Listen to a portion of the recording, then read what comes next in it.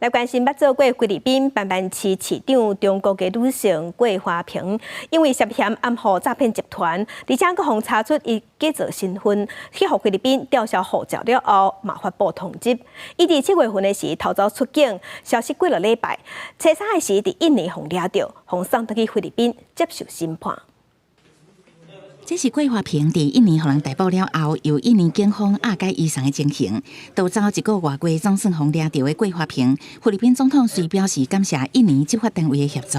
The close cooperation between our two governments has made this arrest possible. Let this serve as a warning to those who attempt to evade justice. Such is an exercise in futility. The arm of the law is long. And it will reach you.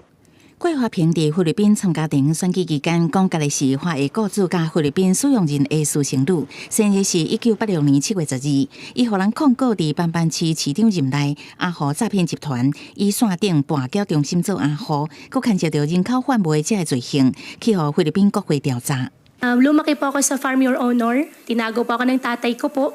Lumaki po ako na ako lang po.